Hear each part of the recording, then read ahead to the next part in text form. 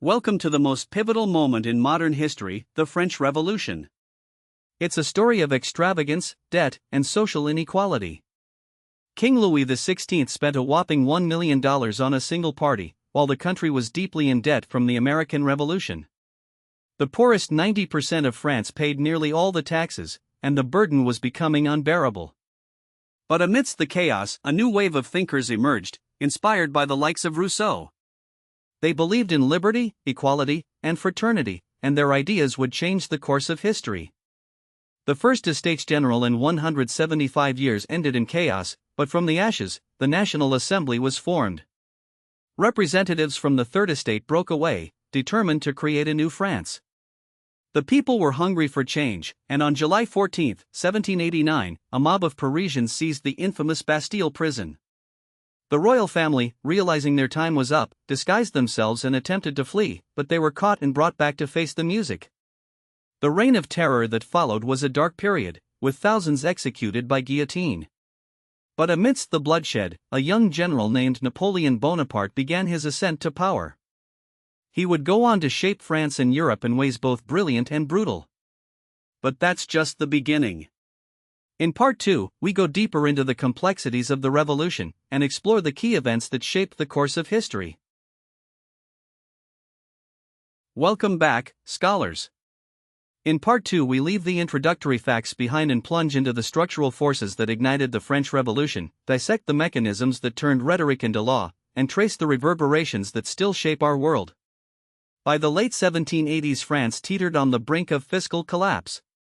Decades of war, most notably the costly support for the American colonies, had drained the treasury, while a regressive tax code forced the burden onto the Third Estate, the very people who comprised 99% of the population. Simultaneously, Enlightenment ideas flooded salons. Rousseau's social contract and Voltaire's critique of clerical privilege created a powerful ideological seedbed that demanded a reimagining of authority. When Louis XVI finally called the Estates General in May 1789, it was the first time since 1614 that all three estates gathered. The deadlock over voting by estate rather than by head exposed a system that could no longer accommodate the rising middle class and the increasingly restless peasantry. The National Assembly, formed by the Third Estate, swore the tennis court oath, a pledge to draft a constitution that reflected popular sovereignty. Their Declaration of the Rights of Man and of the Citizen in August codified universal principles: liberty, equality, fraternity, that would become the moral backbone of the new republic. Yet ideals alone do not guarantee stability. The radical turn that followed the storming of the Tuileries in August 1792 ushered in the Committee of Public Safety, headed by Maximilien Robespierre. Between 1793 and 1794, the Reign of Terror unfolded, the law of suspects broadened the net of arrest, and the guillotine became a symbol of both justice and terror. Over 16,000 were executed, including former allies like Danton and even the king himself. This period illustrates how revolutionary fervor can mutate into authoritarianism, a paradox that continues to intrigue scholars. Historiographical debate adds another layer of complexity. Early Marxist interpretations framed the revolution as a bourgeois overthrow of feudalism. Yet Georges Lefebvre's seminal work emphasized the agency of peasants, arguing that rural unrest was a primary driver. More recent scholars such as Simon Schama portray the revolution as a tragic descent into chaos, highlighting the emotional contagion of fear and violence. Cutting-edge archival research reveals that regional experiences varied dramatically. What happened in Lyon differed sharply from the turmoil in the provinces, underscoring that a single narrative cannot capture the full spectrum of revolutionary dynamics. The legacy of 1789 extends far beyond the borders of France. The Haitian Revolution, the first successful slave uprising, directly borrowed revolutionary rhetoric and secured independence in 1804, reshaping the Atlantic world. Napoleon's Code Civil institutionalized many of the revolution's legal reforms, influencing civil law traditions across Europe and Latin America. The metric system, standardized during the Revolutionary era, remains the global standard for measurement. Moreover, the very notion of citizenship rights attached to individuals rather than estates laid the groundwork for modern democracies, informing constitutions from the United States to contemporary European states. In examining the French Revolution, we see a tapestry of economic collapse, ideological ambition, violent excess, and enduring reform. Understanding these interwoven threads gives us a richer perspective on how societies transform under pressure, and why the lessons of 1789 continue to resonate in contemporary debates over equity, representation, and the balance of power. Now that we have unpacked the deeper currents, the next segment will delve into the lesser-known narratives that mainstream textbooks often gloss over. In Part 3, we uncover what mainstream sources won't tell you. From the moment the first whisper of dissent drifted through the cramped alleys of Paris, a hidden current began to swell, pulling ordinary citizens into a vortex of upheaval that would rewrite history. Most textbooks start with lofty ideals, liberty, equality, fraternity, but beneath those banners lay a stark, secret reality that few ever dared to expose. It began not with philosophy, but with a silent financial storm that gnawed at the kingdom's foundations. The crown's extravagant lifestyle, fueled by endless wars and a tax system that spared nobility while squeezing peasants, created a debt so massive that even the treasury's ink could not balance the books. Imagine a nation where bread became rarer than gold, where every market stall whispered of famine. This invisible pressure built a tinderbox, a powder keg waiting for a spark. That spark arrived in the form of clandestine alliances forming in the shadows of taverns and guild halls. Unseen hands passed coded notes, forged symbols, and coordinated marches, turning isolated grievances into a unified front. The streets of Paris, normally a cacophony of market cries, transformed into secret meeting grounds where plans were sketched on candlelit tables.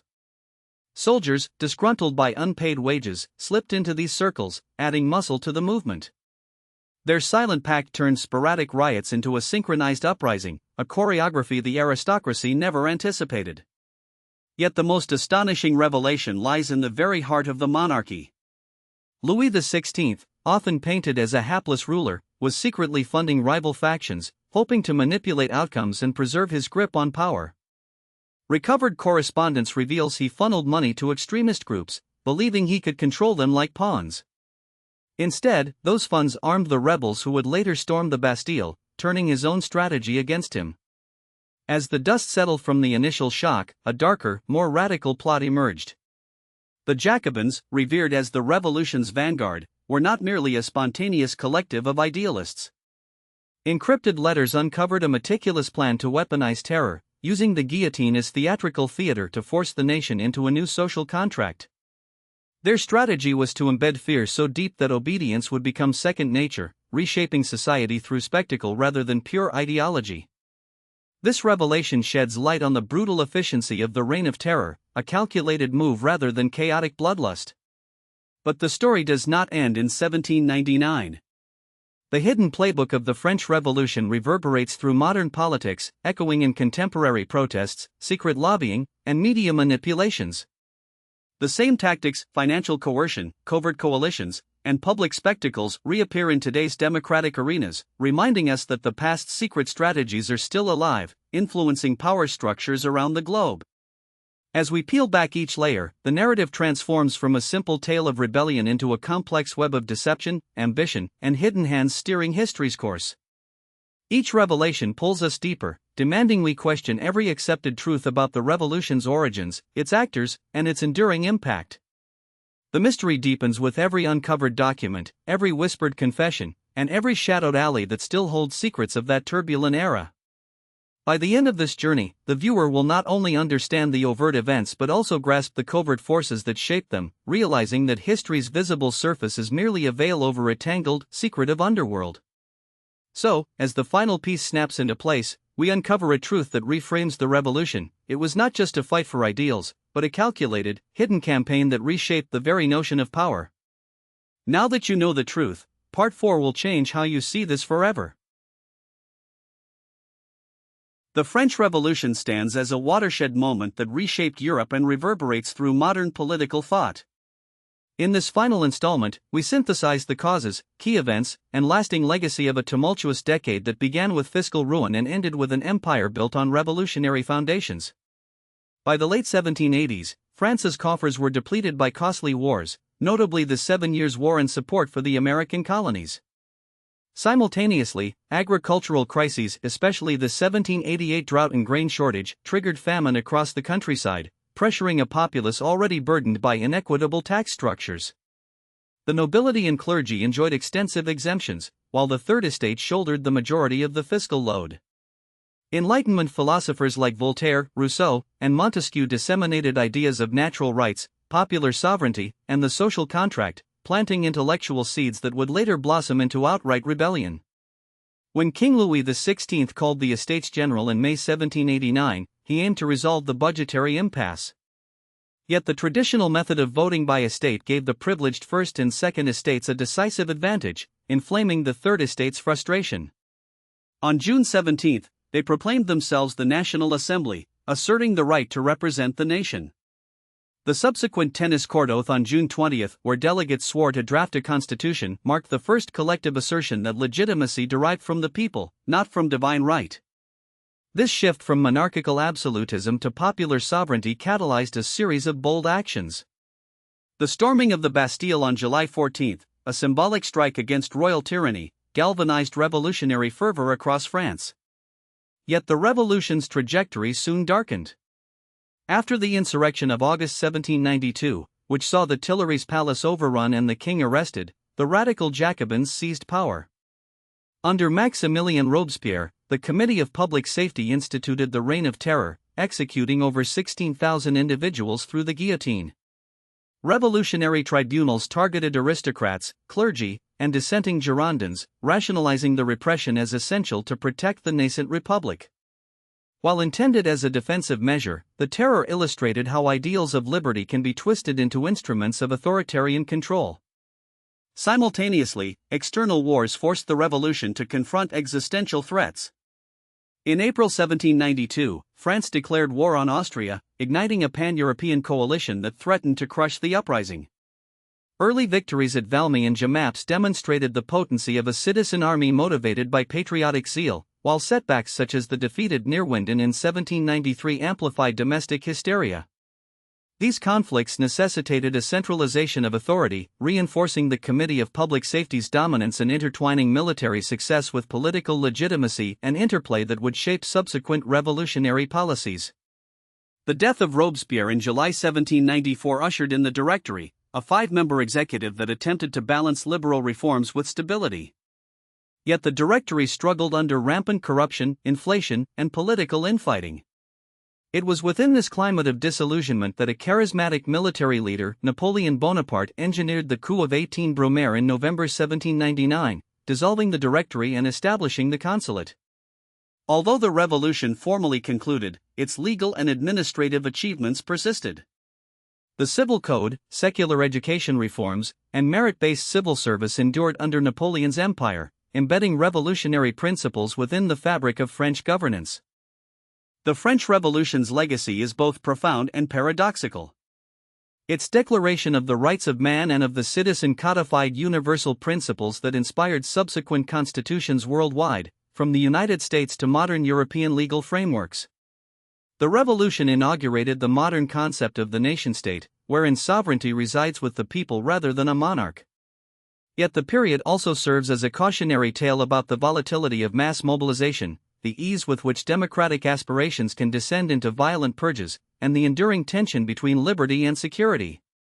Contemporary debates over economic inequality, populist movements, and state surveillance echo the revolutionary battles between the desire for freedom and the demand for order.